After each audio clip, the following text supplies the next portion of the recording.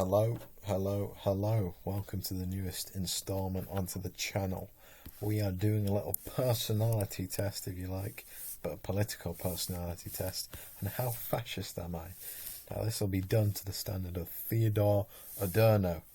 Now, I don't know too much about him other than he's, of the Frankfurt School. I think it says somewhere in here.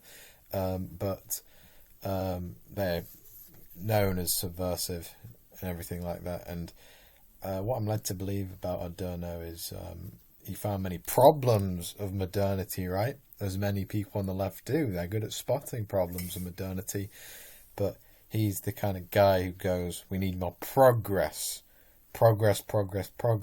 He's a figure in the cult of progress, basically. And it's critics, I'm reading here. It's critics from Carl Schmitt's tradition and Nazi, but a pretty intelligent Nazi as far as Nazis go. But it's critics from Carl Schmitt's tradition to contemporary realists question whether it pathologizes ordinary political attitudes. Now, from the questions I've seen, it absolutely does pathologize ordinary political attitudes, as these things that it will frame as abnormal and fascist are actually just regular demands which any good society should keep those standards, right? So I haven't seen every question, but from what I have seen, yes, it does seem to make a demon out of regular positions. Question 1, let's just, without further ado.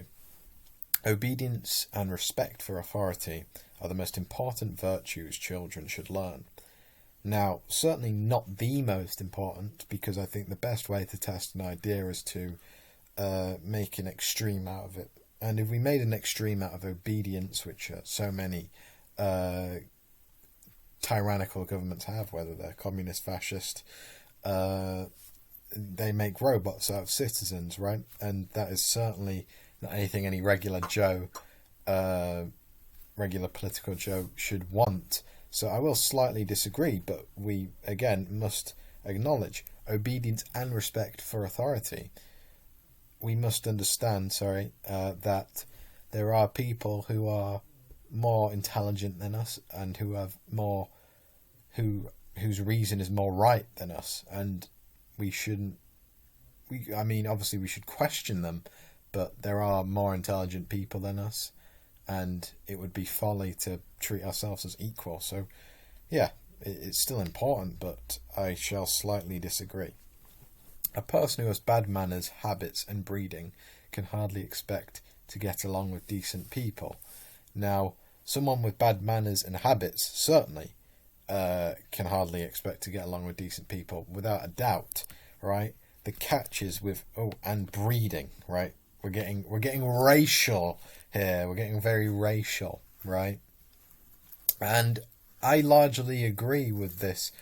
Someone who does have bad manners and habits can't expect to get along with people. Now, people can treat him nicer, and maybe he can change. I do believe in forgiveness, right? I do believe in patience with people, right? This is something I feel like I've practiced throughout my whole life, but not perfectly. But it is breeding, right? And let me go a little meta beyond the racial implications of this question. If many bloodlines, whether they're white, black, Asian, it doesn't matter, the manners are passed down, right? People get their manners and character from their parents. So it does impact. And it would be stupid to treat it otherwise, right? By the way, this video is improvised, so I'm probably sounding stupid as I fumble along my words. It's just coming straight from the head, stream of conscience, stream of consciousness. But I agree. It's the racial angle which is pretty mean, and it makes me look bad. But you got to understand, habits are passed down. People learn from their parents. So unless they change, no, they can't be expected to can't be expected to get along with normal people with ease. Question 3: if people would talk less and work more, everybody would be better off. Shit. Sorry. This is just fed into my mind. I haven't done this question yet. I think I'm going to slightly agree because nobody likes someone who keeps on bitching, right? That's a universal truth. And there are some people who are just going to bitch, bitch, bitch, and bitch. And when they finally get their way, everything gets worse, right? But that doesn't mean that they don't have a right to complain or anything like that. But I'm just saying the people who keep on nagging always make things worse. So I'm going to slightly agree. All right, the businessman, this is on the political compass, actually, this question. Question 4. The businessman and manufacturer are more important to society than the artist and the professor. I have to strongly disagree because obviously they are of importance, the businessman and manufacturer, in getting the ideas and products actually out there. But to be more important than the original source is undeniable, right? Without the original source, there's nothing. Their whole career is reliant on the idea, on the product. So without it, they're nothing, right? So strongly disagree. Science, question 5. Science has its place, but there are many important things that can never. Sorry, I sound like a retard. Science has its place, but there are many important things that can never Sorry, I can't read. Science has its place, but there are many important things that can never possibly be understood by the human mind. Yeah, God, right?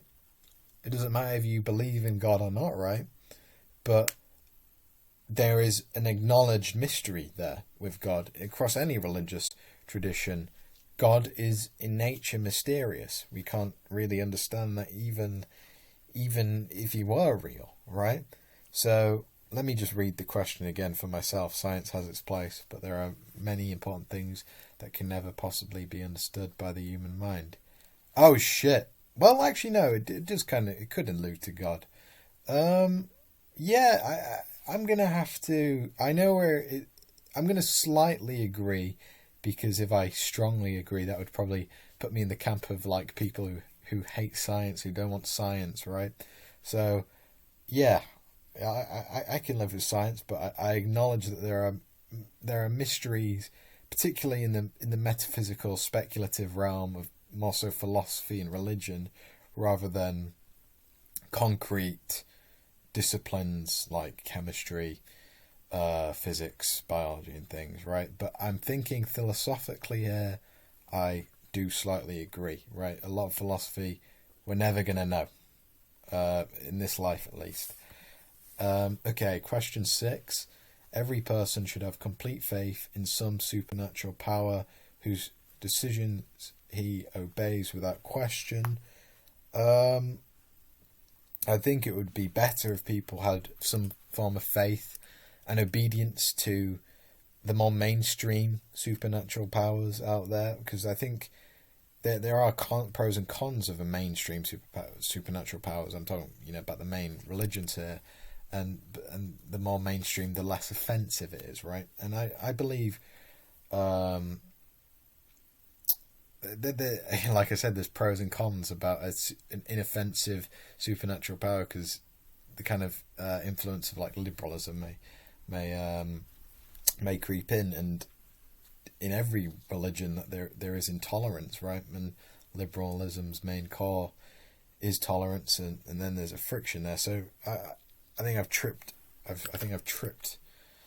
top of myself a little there, and I think I do agree with this.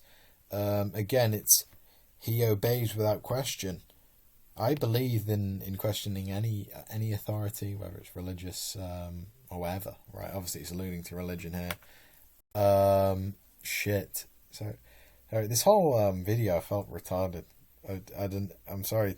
I'm just being candid here. I don't feel very smart this video. I feel like I'm just trying to over rationalize and make a fool of myself. But I'm gonna say it'd be better if people believed in an ethical deity, right? Absolutely. That would kind of contradict my whole worldview if I said otherwise. So I will slightly agree. Yeah, without a doubt. Young people sometimes get rebellious ideas, but as they grow up, they ought to get over them and settle down. This is just a fact. They do end up settling down. There's a reason why there's no 50-year-old revolutionaries, killing kings, beheading prime ministers. That doesn't happen. It's always the people from 18 to 30, right? And 30 is pushing it.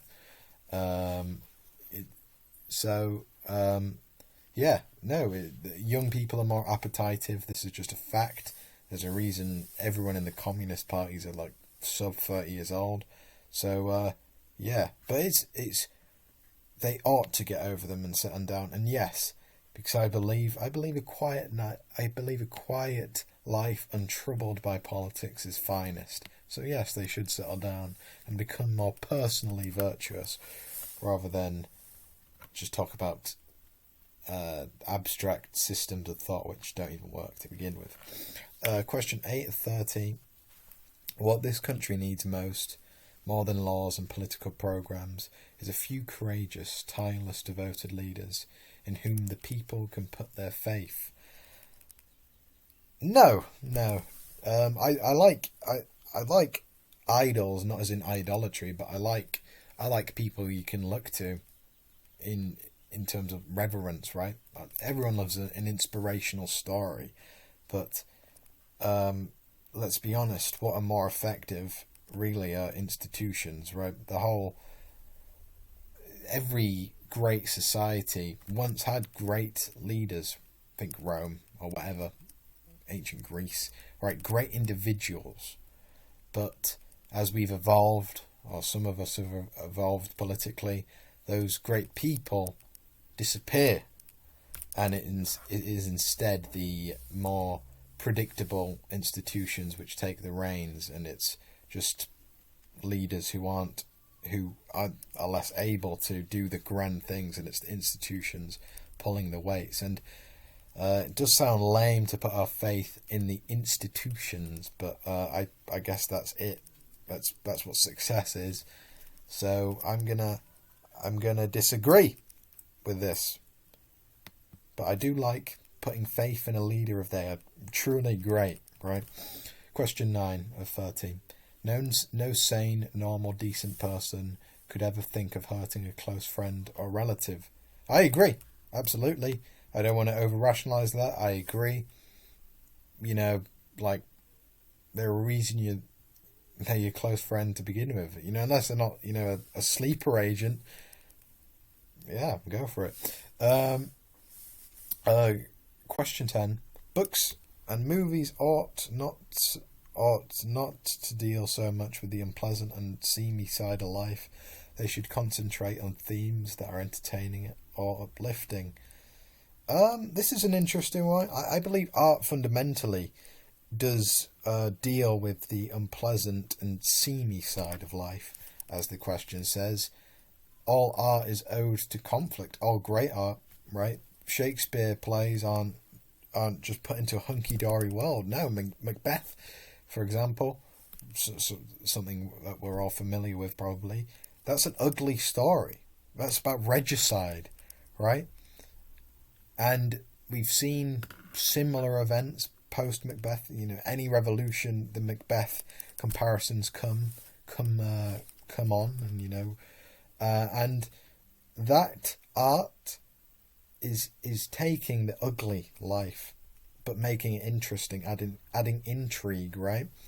Without the bad, no art really comes to pass. I haven't read the book in full, but Goethe, he made Sorrows of Young Werther or something. I don't know how to say Werther, but anyway, there's a part in it where because it's written like a diary. Well, letters. Sorry, it's written like letters, and the protagonist Werther says, "My art has suffered because I'm paraphrasing, but my art has suffered because life has been so pleasant." Right? We can't milk stories out of heaven. Right? If we have heaven on earth, we can't produce many great stories because it's boring. Right? So I do believe literature, movies, whatever, should deal with the unpleasantness of life. Take it on, but that doesn't take away from the fact that yes, there should be some entertainment and uplifting elements, right? I believe justice, right? Like Breaking Bad, right? We've all seen that. Is entertaining. It deals with the ugly side of life. We're seeing a man struggle with cancer and a terrible economy, and he's driven to do meth, right? But it's entertaining, and I guess it's uplifting. Maybe not for me, but some people find it so. So I do disagree. Sorry, maybe I explain my position too much on that question, but question 11 of 30: an insult to honor should always be punished. Should always be punished is harsh, so I will slightly agree, slightly disagree, but honor is so important. Being iconoclastic for the sake of it it's so subversive. Like the culture has evolved. You can't just tear it away, just as a gotcha moment, right? There's honor in culture, so it should be socially punished, but not cutting off your hand punished. It should be frowned upon, right? That's a proper culture.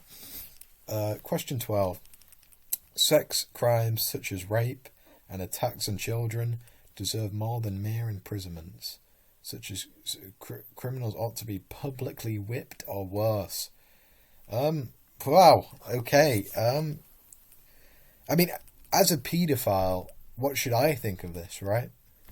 Obviously, I'm joking, but sex crime. I'm gonna have to disagree. I don't know, man. There's something third world about publicly doing that stuff, but who knows?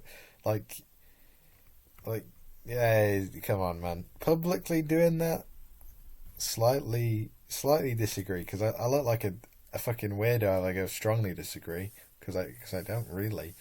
I'm not gonna cry if they get publicly whipped. Question 13: there is hardly anything lower than a person who does not feel a great love, gratitude, and respect for his parents. Yeah. Obviously, it can this question can further allude to, loving one's nation, right? And I do believe in gratitude, right? Things can always be worse, especially when we live in a country as developed as the UK. Right? It's declining, no doubt, but we should feel gratitude to it and our parents for raising us. Well, if they're good parents, assumably. So I'll slightly agree. I feel like a child rapist is probably worse, but yeah. Question 14 of 30: most of our social problems would be solved if we could somehow get rid of the immoral, crooked, and feeble-minded people. Yeah, I slightly agree with this. If we could somehow get rid of the immoral, that kind of alludes to a little genocide, a little ethnic cleansing. That's not too cool. But if those attitudes were to fade through honor becoming more central to life, through actually practicing virtue, I do believe society would get 50 times better. It would get 50% better, sorry. Right? There's no denying that the people are important. In a society, they make the country a country, the nation the nation. And if you have a nation of thieves, you're probably not going to have a nation, for one. But if you have a nation of thieves, it will show. And if you have a virtuous nation, it will show. So Yeah, I'll slightly agree, though I don't like what the question alludes to. Homosexuals are hardly better than criminals and ought to be severely punished. I'm going to have to strongly disagree on this one. Not because I have any affinity towards gay people or anything. It's just like, severely punished, really? Come on. Uh, question 16 to 30. When a person has a problem or worry, it's best for him not to think about it, but to keep busy with more cheerful things. This is also in the political compass. And I think, I forget how I answered it beforehand, but it's whoever it is, man. People are different. For me, it'll probably be better. I don't fucking know, honestly. I don't really care about this question too much. I'm gonna, I'm gonna, I'm gonna slightly disagree, right? Because tackling a problem head on, it's not gonna do you any hurt, is it? Nowadays, more and more people are prying into matters that should remain personal and private. Yeah, I agree, man. I agree. Oh shit, we just fucking skipped a question. Fuck. Well, shit. Um, hold on. Hold on. Sorry about that. We will revisit it. But no, I agree that we do pry into business which isn't ours, especially sexually. Right, we're incredibly sexually open, and apparently stats say we don't even have that much sex anymore, right? So that's what being sexually open does, right? But also, I believe we're very snoopy. We want to see our kind of public figures fail a lot. That seems to be a trope in recent times. So I think it would be better if we didn't pry into each other's business so much. Keep a single mind. I think it says, in the Bible somewhere that the saint is single minded. He doesn't have time to look here, look there, see what everyone else is doing. No, he's thinking about him and his immediate concerns. Question 19. People can be divided into two distinct classes: the weak and the strong. I'm going to disagree. Because if we're looking two distinct classes, the weak and the strong, that's so small, and because most of us are under the weak category, I'm like 99.9999. Yeah, no, there's not that many strong people out there. You need authority for that. So I disagree. Someday it will probably be shown that astrology can explain a lot of things. No, I'm going to strongly disagree with that without further elaboration.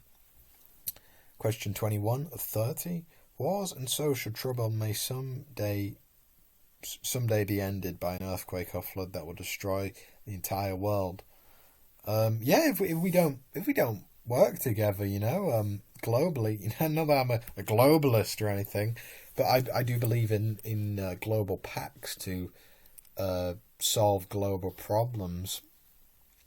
So it could potentially be if we don't work together. Wait, let me read the question. Wars and social trouble. I'll slightly agree. If we don't pull our socks up.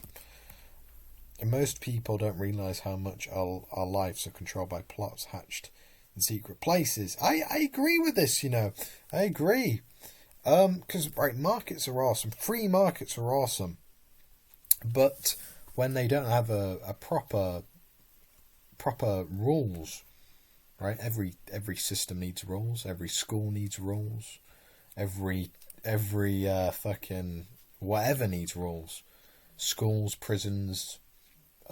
Prisons is a bit of a weird example, but obviously they need rules. But every place needs rules, and the market needs rules as well.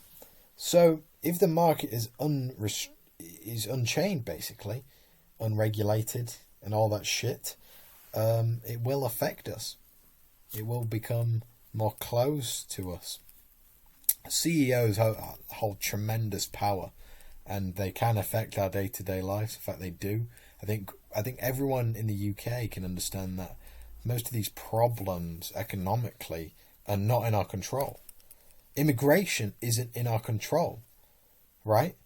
And we can't do shit about it as people. You can't chase people coming on boats, across back to where they came from. You can't do that.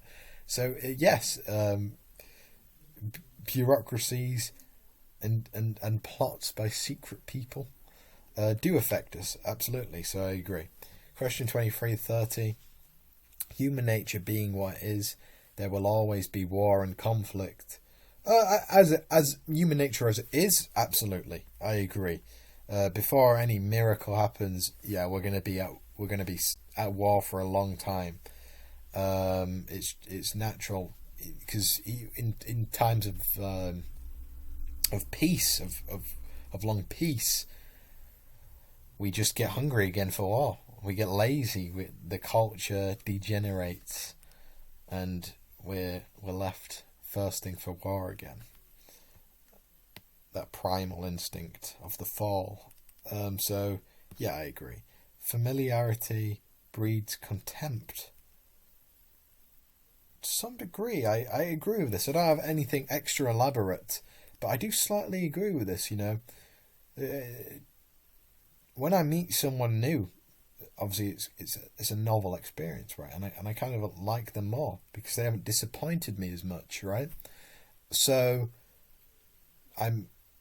but if I knew them for longer, and the more they can disappoint me and just say something stupid, I will hold them in slightly more in more contempt, whether it's consciously or not. So yeah, I slightly agree. It's not a good thing though. Question 25 of 30. Nowadays, when so many different kinds of people move around and mix together so much, a person has to protect himself, especially carefully, against catching an infection or disease from them. Oh shit. Yeah, but I mean, people need to protect themselves. So I don't think the Africans moving to the UK have Ebola or anything. That's kind of fucked up. It's kind of what it's alluding to. But yeah, be safe, man. Be safe. Question 26 of 30. The wild sex life of the old Greeks and Romans was tamed compared to some of the goings on in this country, even in places where people might least expect. Yeah, sure, man. It's no secret that sexually there's something wrong going on in the world. Well, the Western world. So, honestly, I don't really know too much about the sex life of Greeks and Romans. I know they like their orgies, homosexual orgies, multi-gendered orgies. It sounds pretty crazy to me, but I'm sure there's plenty of orgies going on now, maybe more percentage-wise.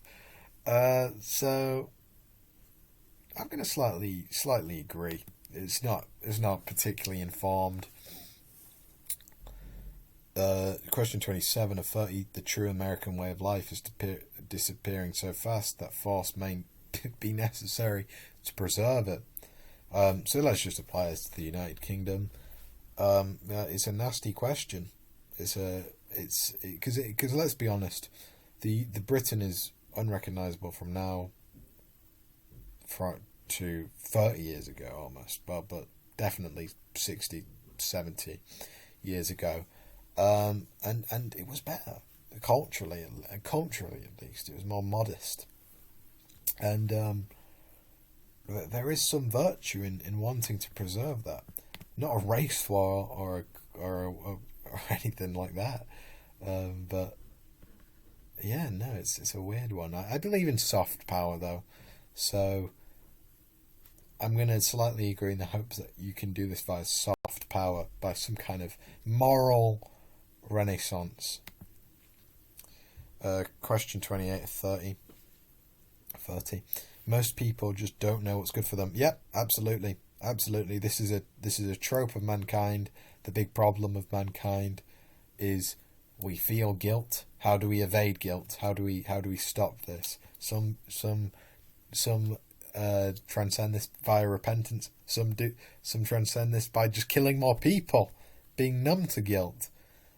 Right? I strongly agree. So many people could have the truth slap them in the face. They won't do shit about it. So, question 29 of 30. What the youth needs most is strict discipline, rugged determination, and the will to work and fight for family and country. I agree. And obviously the catch is, and fight for family and country.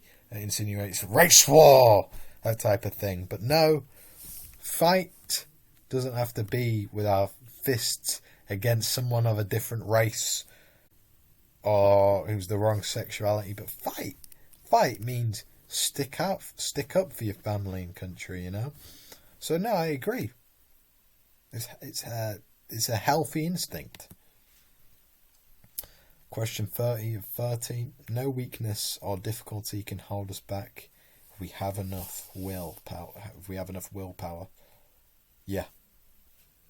If you have the will, it is no dream if you will it. So I feel like my the last 10 questions I've done quite briefly. Maybe that's just the nature of the question, or maybe I'm getting lazy. But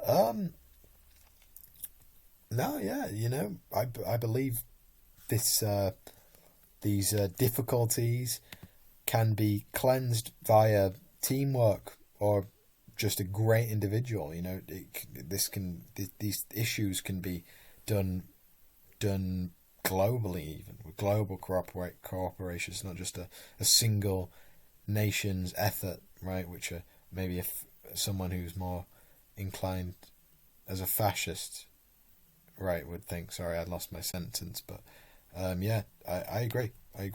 I'm a traditionalist. Shit, sorry.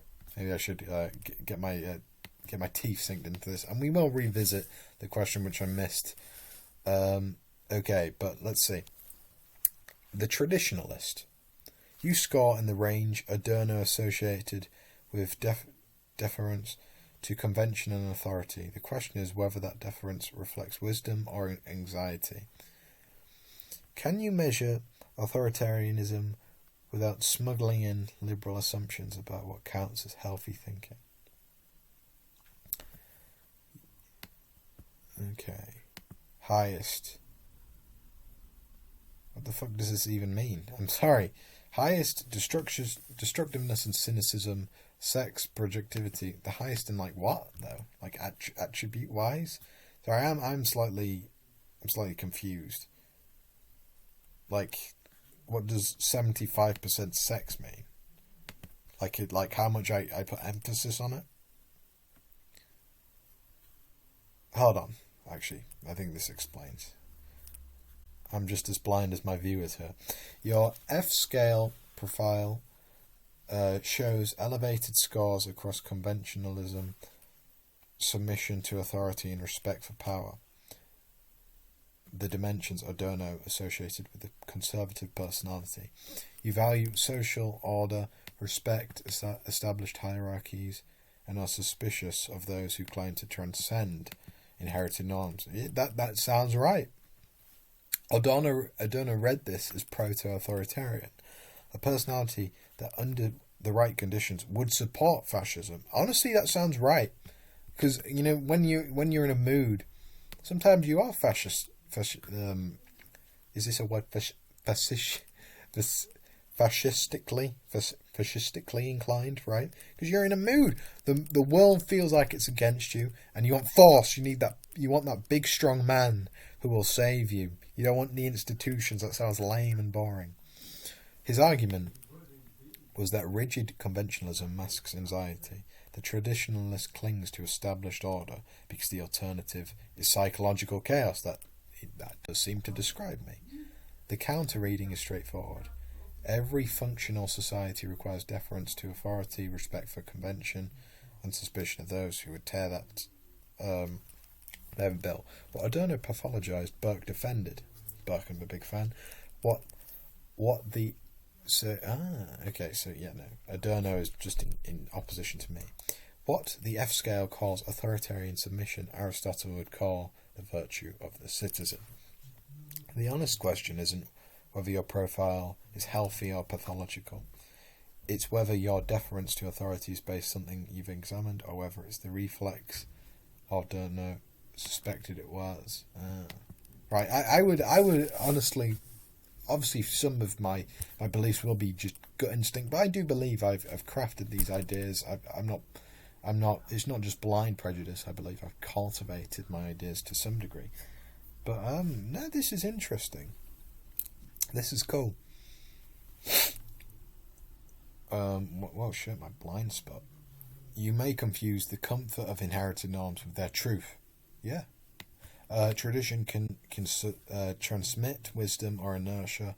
The traditionalist profile doesn't distinguish between the two.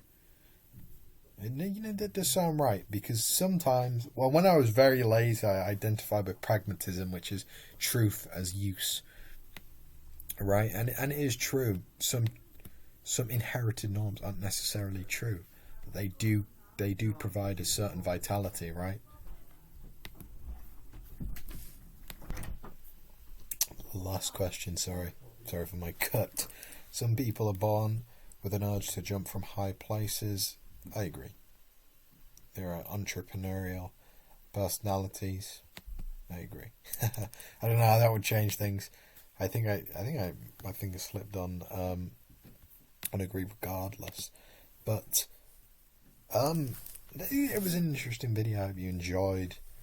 It was just me kind of rambling. The first 10 minutes of this video, I felt retarded.